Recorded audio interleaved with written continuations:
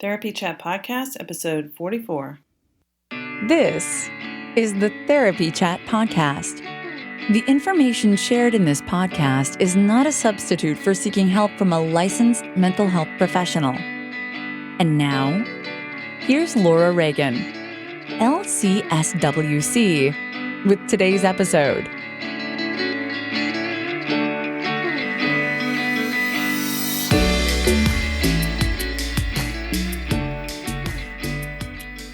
Hi, welcome back to Therapy Chat. I'm your host, Laura Reagan, LCSWC, and today's episode is one that I'm so excited to share. I can't believe that I had the opportunity to interview Laura Vandernoot-Lipsky. Laura is the founder and director of the Trauma Stewardship Institute and author of Trauma Stewardship, an everyday guide to caring for self while caring for others. She's widely recognized as a pioneer in the field of trauma exposure, and she's working with survivors of trauma for more than 3 decades. I talked about Laura Vandernoot-Lipsky's work in episode 24. It's really been impactful for me because as a therapist working with survivors of trauma, at times I've felt so isolated and discouraged.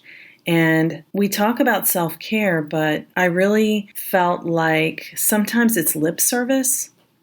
You know, we talk about self-care, but we don't actually practice it.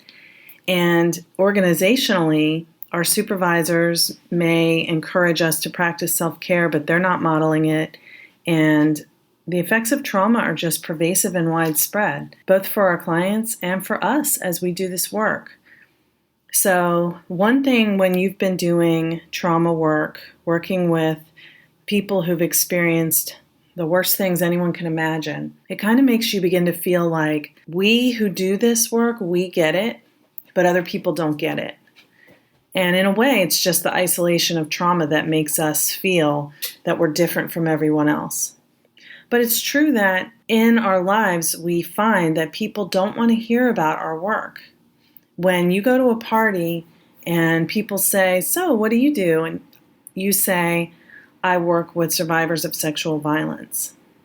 People just shut up after that. When you say, "I work with people who are homeless," or "I help children who've been abused," it's just, people don't want to talk about it. They don't know what to say. It brings up uncomfortable feelings. And while I get that, it can create a situation where we end up having nobody to talk to about our work. And it's so important to us, and we're so passionate about it. So we talk about it with our friends who are fellow trauma therapists and people working with survivors of trauma.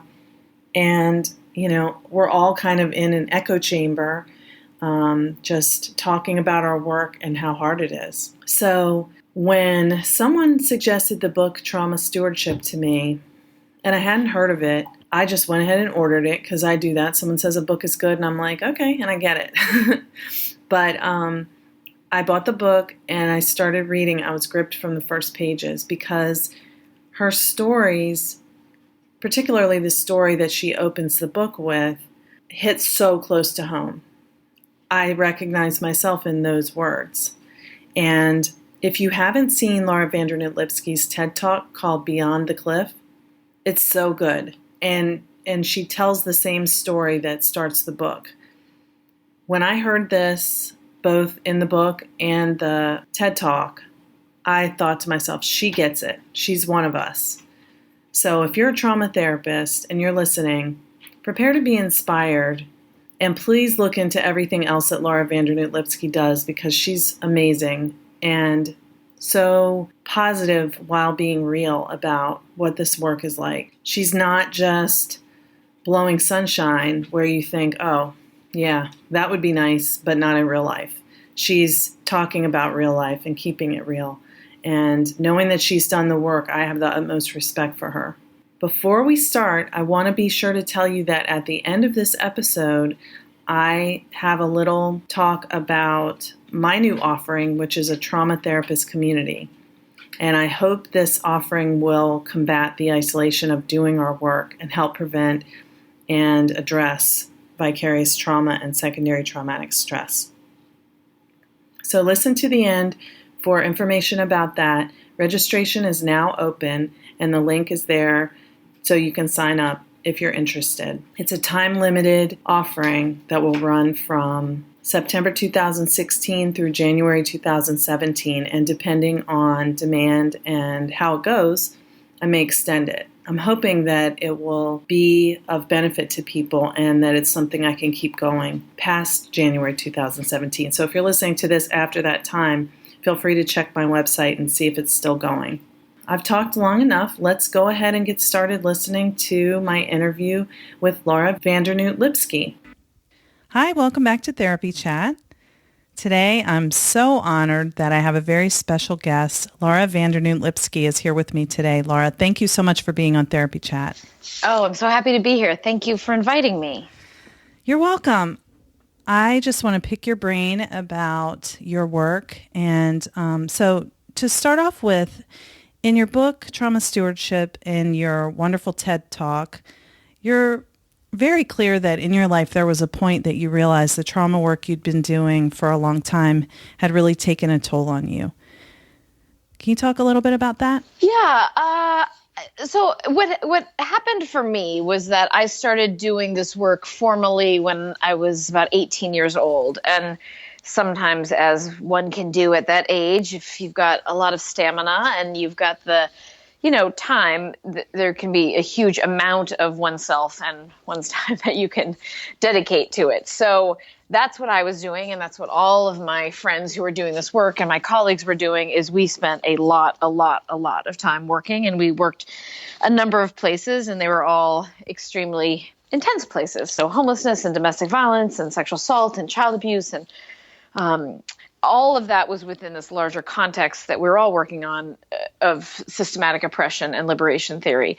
So I had a lot of stamina and had a lot of passion and had a lot of love and a lot of commitment, and had very little to no context for what we were doing in terms of how we were going to sustain. And maybe that was short-sighted of us, and maybe it was a developmental stage when you're that age where, you can be pretty in the now. So I did that work for a long time with no kind of thinking about how to sustain, and, passion and anger and rage and politics can carry you for quite some time. Right. And so, for me, it became evident. A number of people brought it to my attention. A number of clients I was working with brought it to my attention. So there were a number of people who really, tried to communicate to me that they felt I was having a hard time, and it took me a long time to come to that understanding.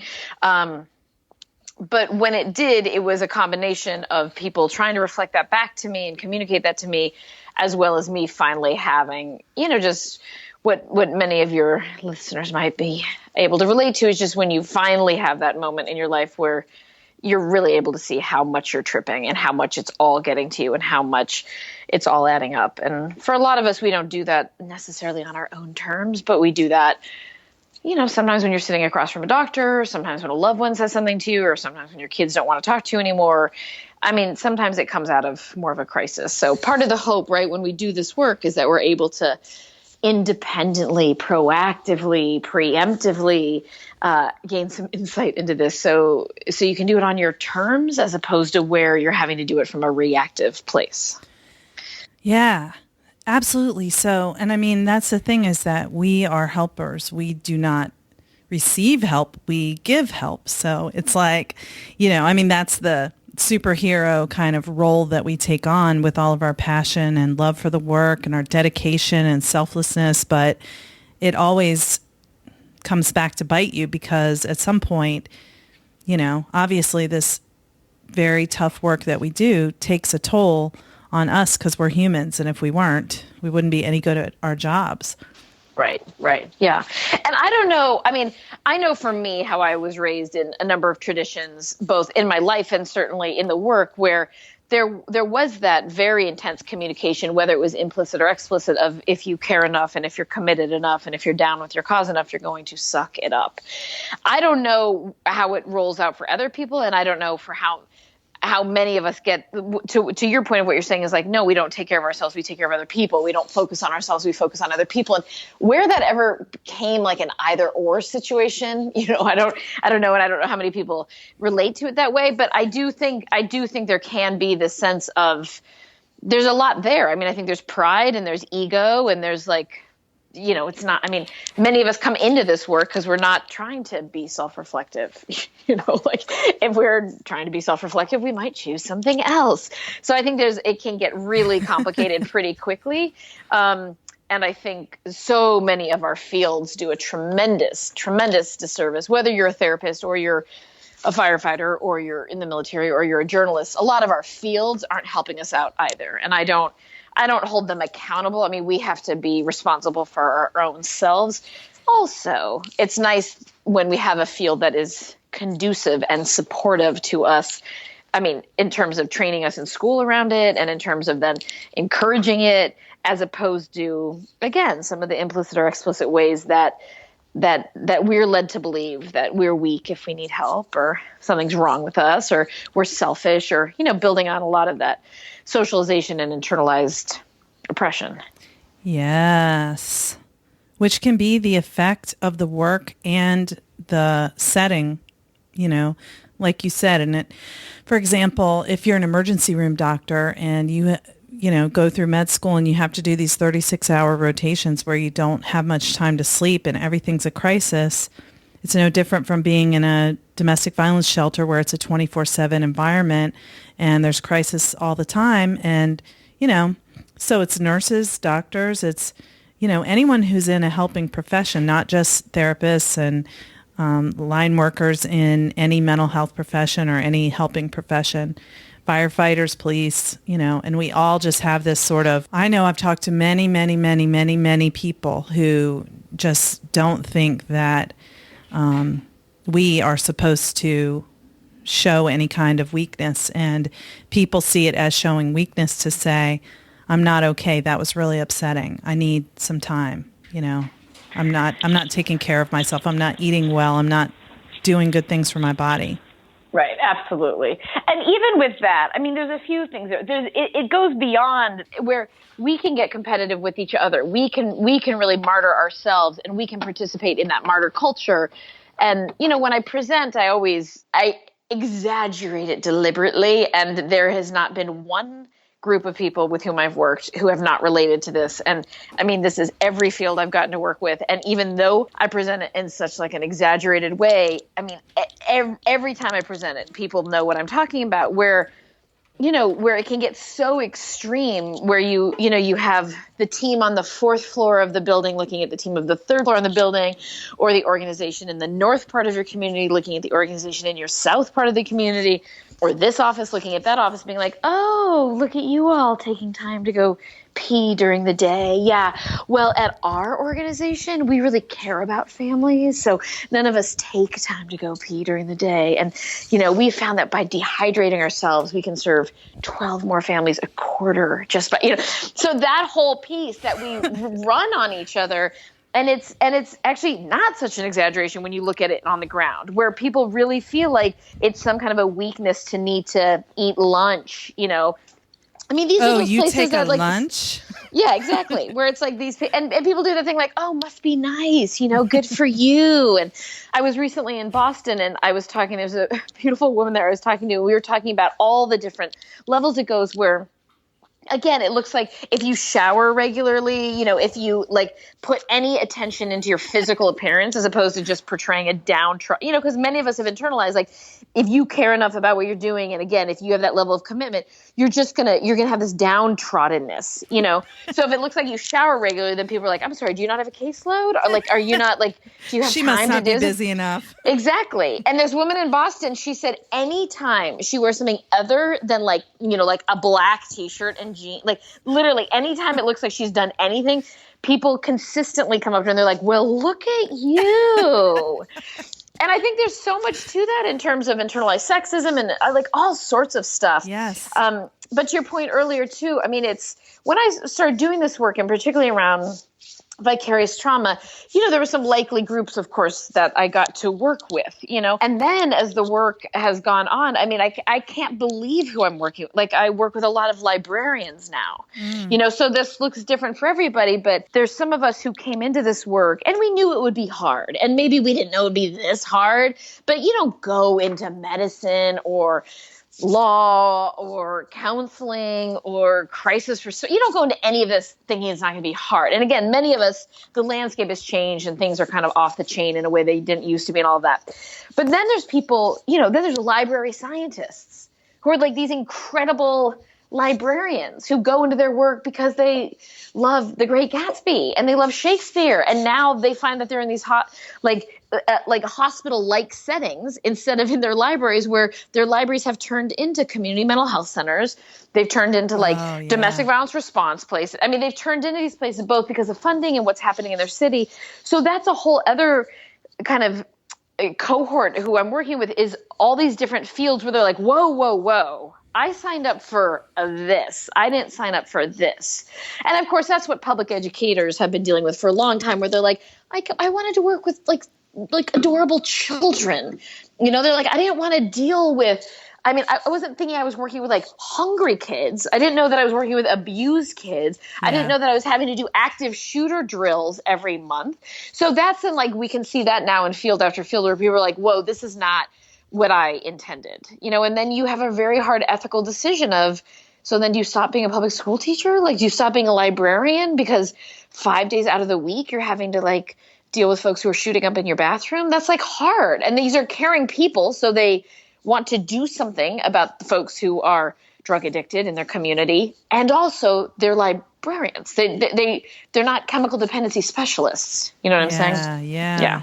Wow, yeah. And it's that whole I knew I was going to do this, but I didn't know it was going to be that. Yeah, that's right. That's right. Yeah. Yeah. So when you kind of came to that unavoidable conclusion that, wow, I need to do something about the way my work has impacted me over time, can you talk about what did you do and how that changed things for you? Yeah, I mean, what I did was, first I finally admitted that I was out of my mind. I mean, I was having a near psychotic break. So the first thing I did was admitted how completely out of my mind I was.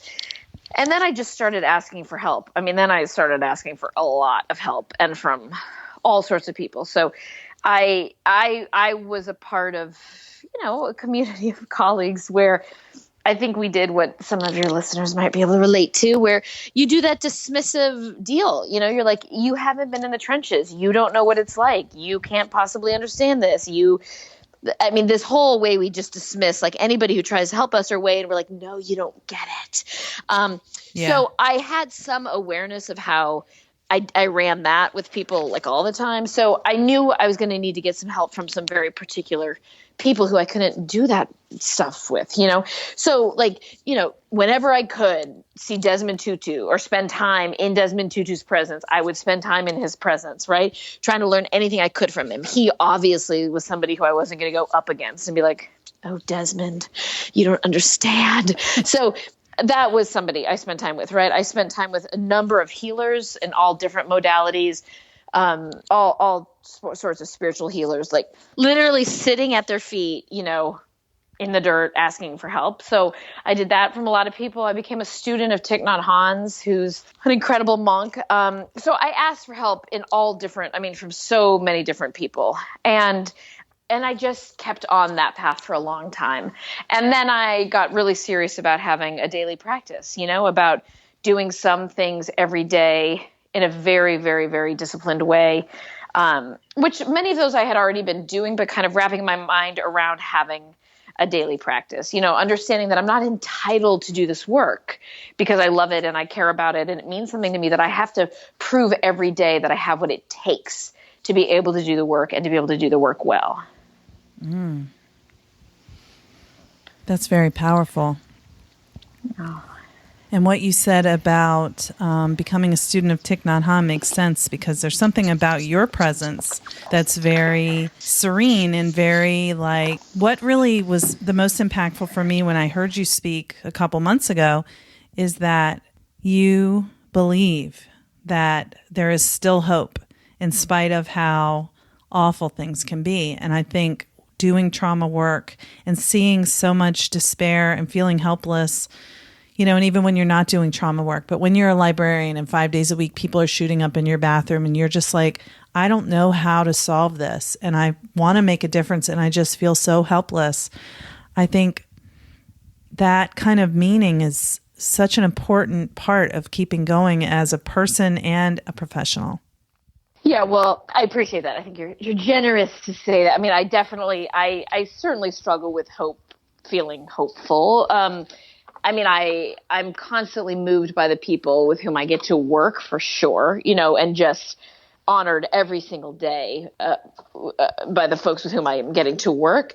And I certainly grapple a lot with, wow, the world, goodness. Wow, and what so many people I think can relate to is that sense of like, just when you kind of couldn't imagine it getting worse, then something else happens. And I feel like it is this just continuing dialing up. So I think that's where I've learned from so many of these teachers that having a very disciplined practice is critical, because the imperativeness of bringing it back to this moment, in this moment. We're not future tripping. We're not spinning out about what could be. You're going to bring it back. Like, in this moment, there is a blossoming tree in front of me. In this moment, I don't have food poisoning. In this moment, my children are okay. In this moment, this organization I'm working with, they seem to be doing well. That you just keep bringing it back to in this moment. And then whatever's not going well, then you deal with that. But there's a big difference between that and doing this, oh my God, like everything is falling apart, Yes. And that's what it starts to feel like. It's just like it's creeping into everything. And suddenly it's like, there's nothing is okay and nothing is ever going to be okay. It's like, that's about, it's as scary as it can be. Yeah. So can you talk about some of the daily practices that people can use to lessen the impact of trauma and this work?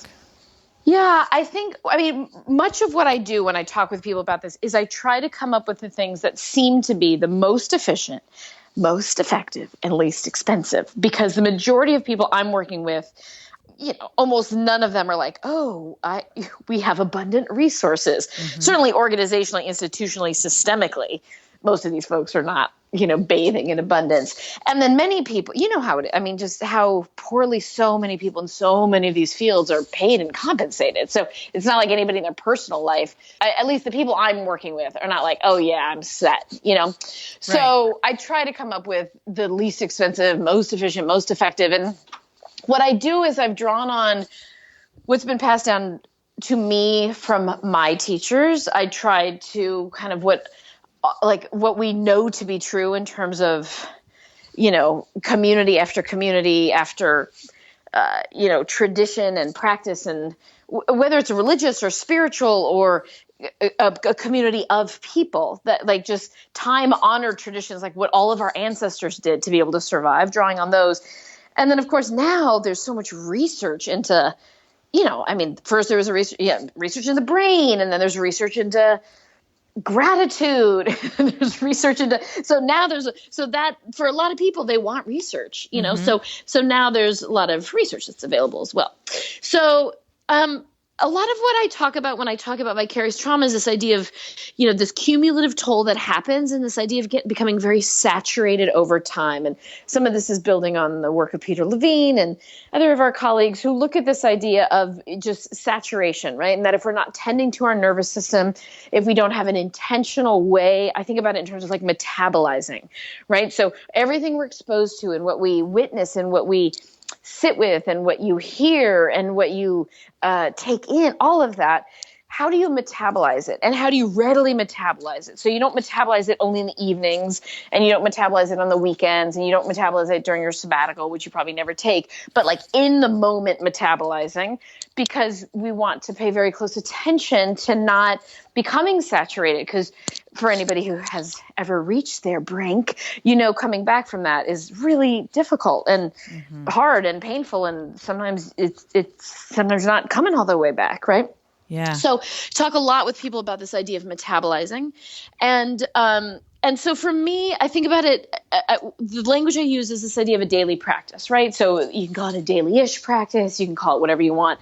But really this idea, which we talked about a little bit about a few minutes ago, that I think we need to shift.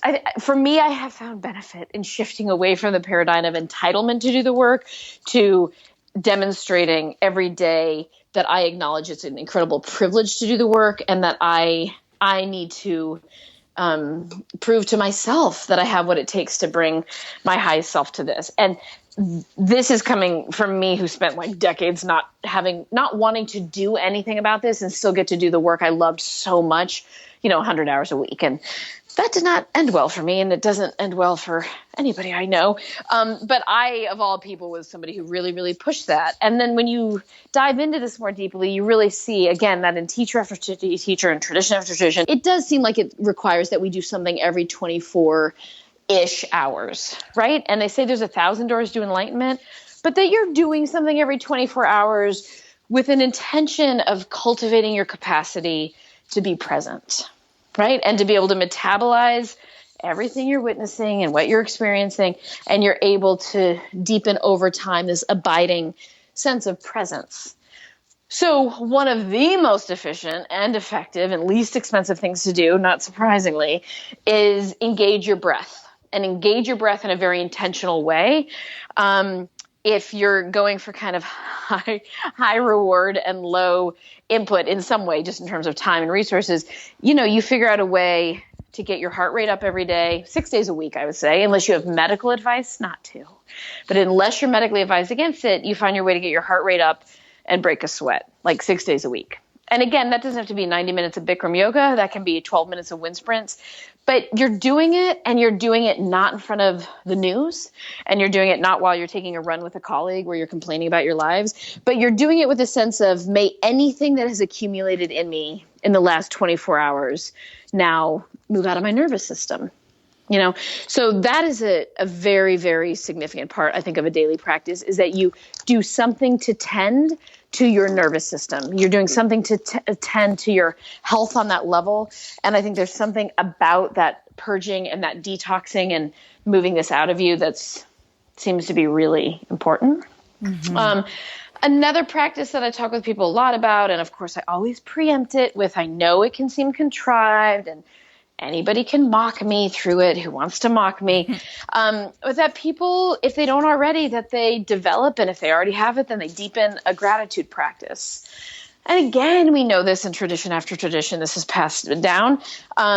And also, at least I'm going to speak in the United States, I don't think we're known as a society for being proactively and preemptively grateful. So I think there's something very powerful in bringing in a practice where you don't just leave it to yourself to think you're going to go through your day grateful every day, but like you set alarms on your phone, and those are your gratitude alarms. Or a colleague I work with who worked with torture survivors, before any meal, he always did the rose and the thorn with his family, so they talk about one beautiful thing in their day and one really hard thing in their day, or anybody who runs a meeting, or if you have supervision with your fellow therapists, you definitely start out and end by everybody going around the room saying one thing that's going well, and these practices, we know this intuitively, and we know it because any people who have folks in their lives, those folks you look to where the glass is always half full, not because the glass is always half full, but because that's their orientation. Mm-hmm. This is what you see in Thich Nhat Hanh. This is what you see in Desmond Tutu. It's what you see in Wangari Maathai.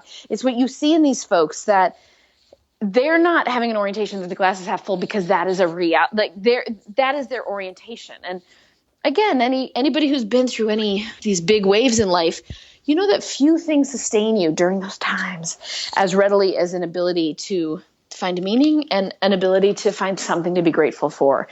And in terms of logging your 10,000 hours or helping your neural pathways connect, man, you want to do that over and over and over every single day, So that's another, I think, really important part of the practice. I talk a lot with people about limiting their exposure, just being very, very mindful about, Thich Nhat Hanh talks about being really intentional about your consumption. So you can think about that in terms of exposure. Like, do you need to work 5 days a week? Could you work 4 days a week? Could you work 3 days a week? Being really thoughtful about that, being thoughtful about where you volunteer. Again, with consumption, being incredibly intentional about conversations you participate in, media you watch, what you listen to, that kind of whatever you're doing, you're able to ask yourself, is this of benefit? Like, to what benefit am I doing this or engaging in this? And that can be gossiping in a workplace, right? That can be watching a particular show.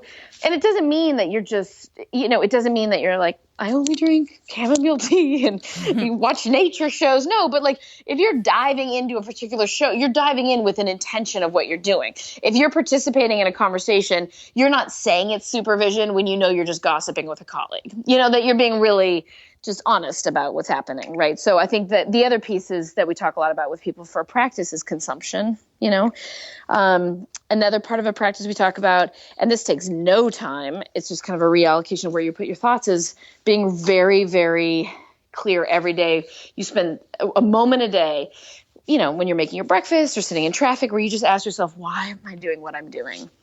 That you always remind yourself that this is a choice. It's not being done to you.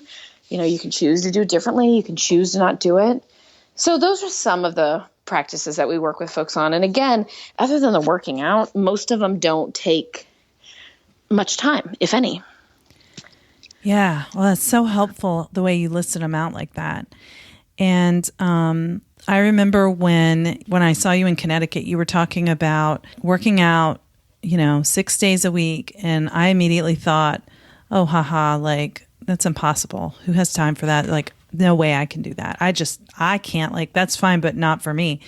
And then you said in your talk, so if you can't do that, what are you doing instead?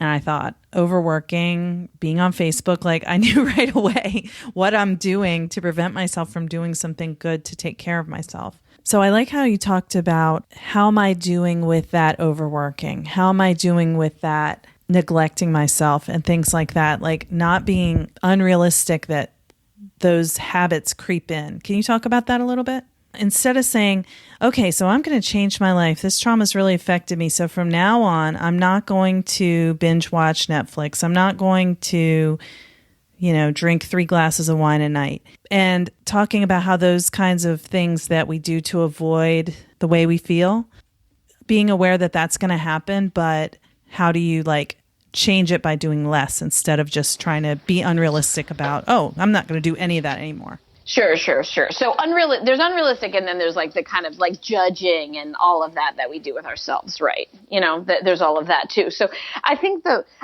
of the way I think about it is just, how do we do this work and do no harm? Yes. And so again, much of it is, I just appreciate when we can be honest about what's happening and we can be accountable. So, if you say, I don't have any time, that's just not, I want you to I think it's helpful for us to look at what's not true about that, and I say that to medical residents who actually have no time, but I think being able to be really honest with ourselves about the default places we go of I don't have any time. I'm busy. It would be selfish of me to do this. My kids are needy. My boss is a nightmare. We can list all these things, which again might be compelling in the short term, possibly. But then if you really kind of travel down the route and go to the essence of what is that about? You've created your life in a way that you have no time for doing something that literally could keep you alive. This is what I talk with people about, is you do these things as if your life depends upon it. Because honestly, when we look, so much of my work, is I get called into places after very sad things happened, including with our colleagues. Yeah. So us paying attention to rising suicide rates in our field, I cannot tell you how many people have approached me and described to me about their cancer and their heart disease. And I'm not saying anything about the causes of these. And person after person will say, I can tell you exactly when this cancer started. I can tell you exactly. I will tell you what my doctor said to me about my job and my heart disease, So so I think being able to look at like, wow, have I really created this kind of existence where I don't have time for something that might actually keep me alive and doing no harm? There's staying alive. And then there's, how are your personal relationships going? Like, do you have any personal relationships left? How are your professional relationships? Do they leave a lot to be desired? Because remember, most of us are going to hold it together on the job. But the place where the harm is going to start creeping in generally is in our immediate part of this web of life, even as you're tending to parts of the web out there. But in our immediate part of the web is where for most of us it's going to really creep in. And that's where you notice a diminished health, and you notice that you're spending less time with people who you care about or who could bring any joy into your life, and then things get kind of messy with your colleagues. And then at some point it does get to the place where we don't have the A game we once had or would want to have on the job. So I think whatever you do, you're just aware of it. You're not like, oh no, I'm only drinking with water with lemon all the time now. No, but like if you're having your coffee, like smell the coffee beans, like chew on them, just like get really into them. If you're smoking cigarettes, like lick the cigarette, like get really like track what's happening. Don't just be like, oh, I'm not paying attention to my addictions. They don't mean anything. Like, get it like a prova chart, like get into whatever you're doing. And if you're turning on Scandal, just really be like, okay, I am super clear what I'm getting from Olivia Pope right now, but you're not just like watching Scandal torture scene after torture scene spacing out, so that whatever you're doing, there's an intentionality, no judgment around it. And you're just clear of like, right now, I might need something of the level of Scandal to kind of go where I need to go in my head. Fantastic. Like you're tracking it, but that you're not just doing this thing of like, I'm not paying attention to anything that I'm consuming, because then there's not an accountability and you can't change it. And then then where's the power in our lives? Right. Yeah, exactly. Like, doing everything mindfully, even if it's licking your cigarette. Yeah. With intention, right. A quote that you shared in one of your presentations is something that I found very meaningful, and it was, I don't know if I'm going to pronounce this right, but it was by Chogyam Trungpa Rinpoche. I say that right? No, yeah, Rinpoche. Yeah. Rinpoche, thank you. Being able to hold the sorrow of the world in your heart while never forgetting the great Eastern sun. It makes me think of remembering that there is beauty in the world, no matter how hard things are. And I think that's so powerful for our field. Yes. Or for humanity, just like everyone as we struggle. Yes, absolutely. And I think that is where a practice really comes into, and that's where discipline comes in. Because first of all, there's the whole, neuroscientists will talk to you about the negativity bias, how our brains are wired to be, tracking what might be happening and all the negativity. And then there's just the overwhelm of life, right? And again, that's where neuroscientists tell us whatever fires together, wires together. And Pema Chodron says, whatever you do, that's what you're getting better at. So this is where we want to be very intentional about cultivating a gratitude practice so that you can't, so much of what we talk about with trauma and vicarious trauma is like, how do you have the spaciousness, right? How do you have the equanimity to bow deeply to the suffering, be on your knees with the poignancy of impermanence and all of that, be absolutely there for that, and simultaneously notice when it feels good to put on a sweater, and notice what your meal tastes like, and be able to laugh at your kids' lacrosse game. Like most of us just lose the ability to hold the space for all of that. And many of us know what it's like to constantly bear witness to the suffering. But the idea of just threading together beautiful moment after beautiful moment, not like those moments that change your life. But the reality of everyday living where you're like, I found a parking spot. My child got the teacher they hoped for in September. This person I love picked up when I called them. I mean, like moment after moment after moment. And that helps with the equanimity and that spaciousness, because just in life, one is having to kind of mitigate everything that's going on that's hard. But then for any of your colleagues who have chosen to do really, really, really hard work, it is imperative that we have practices, we're able to bring ourselves back to what is going well, and that allows us to have that spaciousness from which you can do this work. Yes. This has been so wonderful. Thank you so much for everything you've shared. And I feel it's truly invaluable what you're doing, because there are so many people who are afraid to look at, how they're feeling and to do anything about it. And if listening to this might make them say, I wonder if I could make a change, it would be so much worth the time that you took to talk to me and I took to talk to you. I appreciate it so much. Oh, absolutely. I really thank you so much for inviting me. You're welcome. So, Laura, can you tell us how people can learn more about what you're doing, where you'll be, and all that stuff? So Trauma Stewardship is our website, and folks can jump on there and hopefully they'll find it easy enough to access whatever they would like. There's a short film on there that talks about our work. There are some interviews. I was able to do a TED Talk. I was invited to do that in a women's prison. And so there's that on there. So there's a number of resources on there.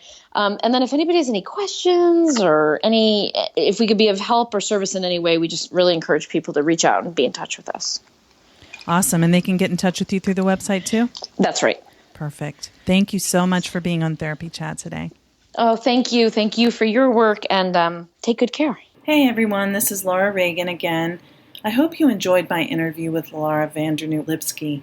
She's amazing. I find her so inspiring. She's funny, she gets it, and she's extremely knowledgeable about not only the effects of trauma exposure on us as the people who work with survivors of all kinds of trauma, but also how to live through this work and not just be surviving, but thriving. The strategies that she mentioned are very powerful. They're simple, but they are truly effective. And I know that as I've incorporated the strategies that she mentioned, I feel better every day going to work. I feel better every day leaving work. I feel better when I'm at home. I sleep better. So I hope you found some information that was valuable for your life and that can help you live in a way that feels better for you and have more meaning in your work, more connection in your life. And as I keep saying, we need you. We need you to do your good work. So please take care of yourself so that you can keep on helping other people. This work is so important and so valuable, and I don't think people tell us that very often.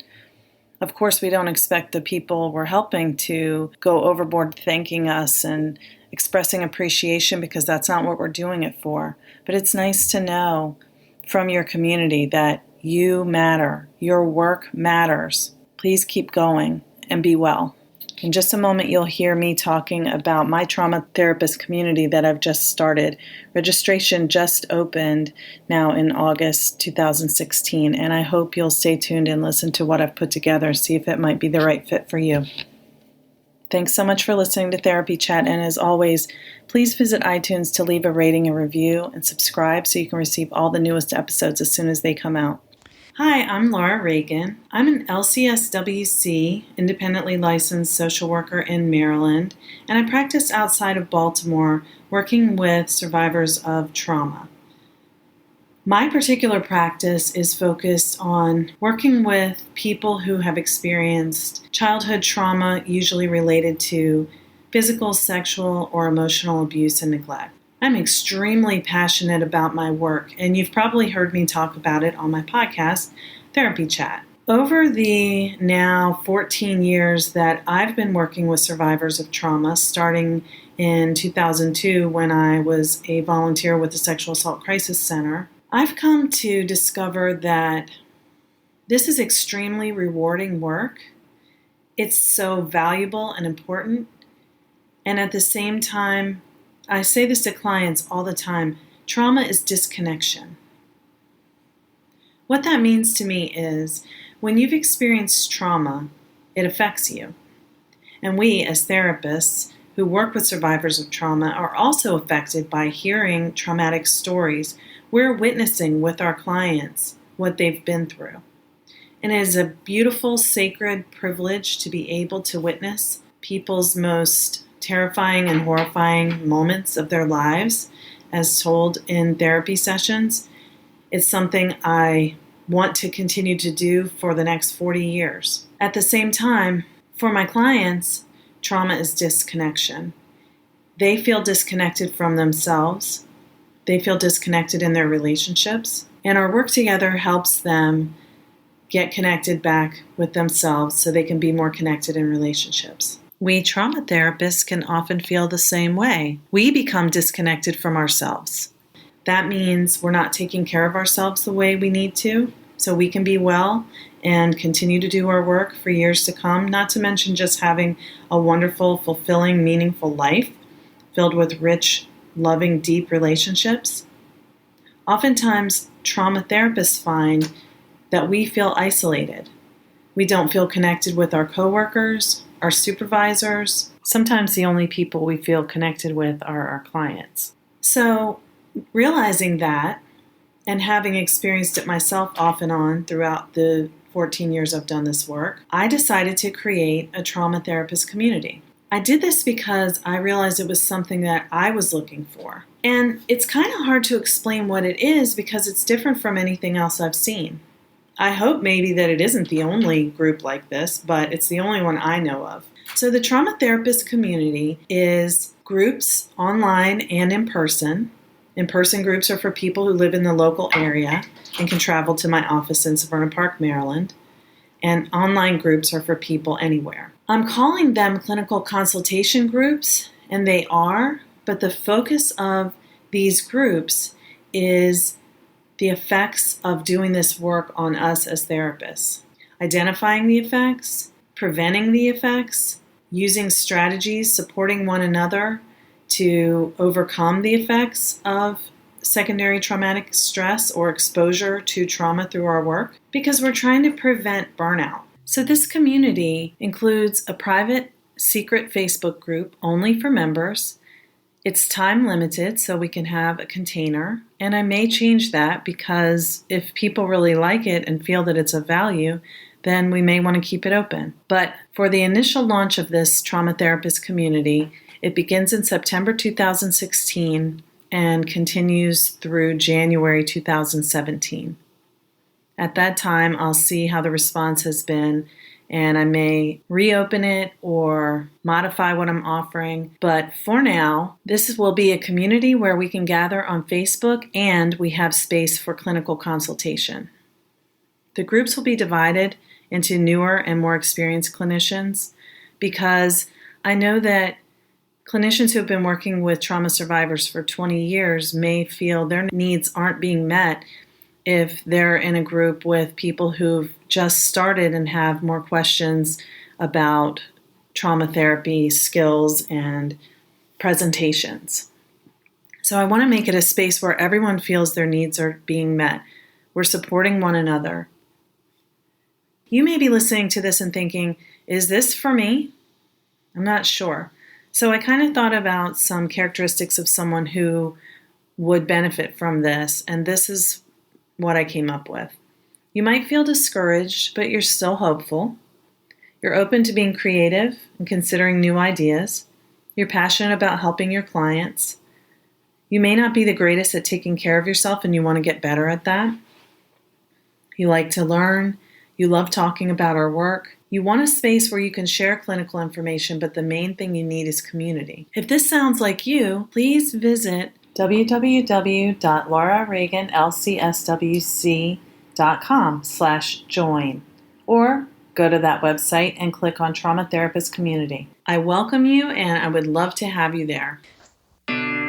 Thank you for listening to the Therapy Chat Podcast with Laura Reagan, LCSWC.